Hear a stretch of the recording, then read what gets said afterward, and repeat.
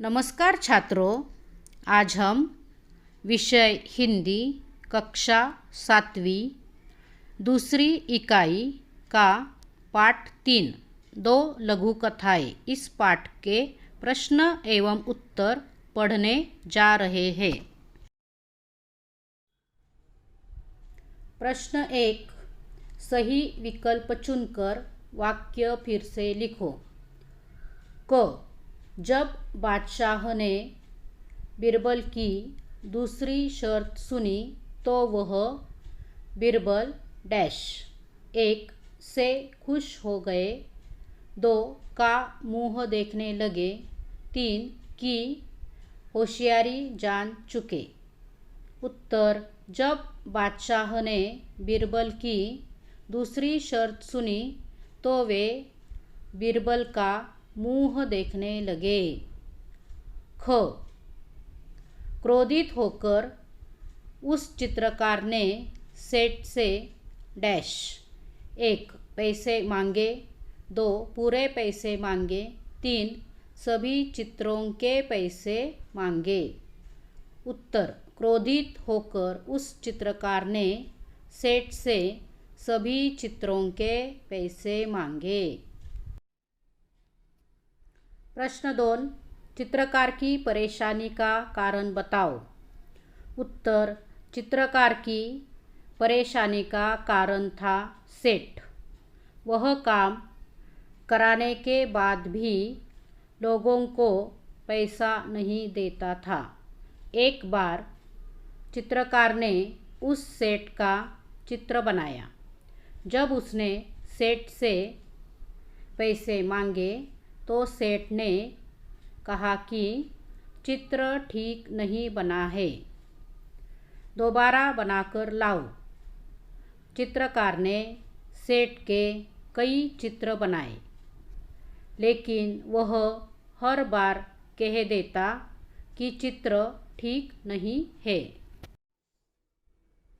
प्रश्न 3, हरे घोड़े के संदर्भ में बीरबल की चतुराई का वर्णन करो। उत्तर, बादशाह अकबर ने बीरबल से एक हरे घोड़े का प्रबंध करने को कहा।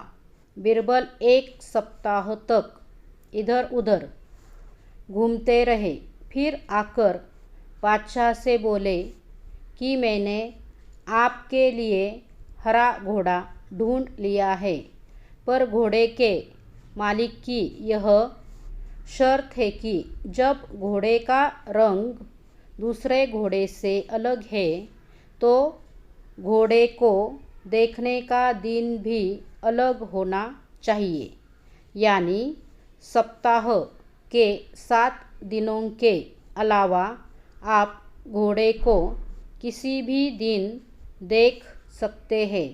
इस प्रकार बादशाह को नाराज किए बिना बीरबल ने अपना काम कर दिया। प्रश्न 4, घोड़े के मालिक की शर्तें लिखो। उत्तर, घोड़े के मालिक ने 2 शर्तें रखी। पहली शर्त यह थी कि घोड़ा लेने बादशाह को स्वयं आना होगा। दूसरी शर्त थी कि जब घोड़े का रंग दूसरे घोड़ों से अलग है तो घोड़े को देखने का दिन भी अलग होना चाहिए, यानी सप्ताह के 7 दिनों के अलावा आप घोड़े को किसी भी दिन देख सकते हैं। भाषा की ओर, निम्नलिखित वाक्य पढ़ो और मोटे छपे शब्दों पर ध्यान दो। 1, राघव ने चुपचाप घर में प्रवेश किया। 2, लतिका अभी सोई है। 3, माँ आज अस्पताल जाएगी। 4, मेरा गांव यहाँ बसा है। 5, गाड़ी धीरे धीरे चल रही है। उपयुक्त वाक्यों में चुपचाप, अभी, आज, यहाँ, धीरे धीरे शब्द क्रमशः प्रवेश करना, सोना, जाना, बसना, चलना क्रियाओं की विशेषता बता रहे हैं। अव्यय क्रिया की विशेषता प्रकट करते हैं उन्हें क्रिया विशेषण कहते हैं। अब इन्हें भी पढ़ो। 1. नागपुर से रायगढ़ की ओर गए। 2.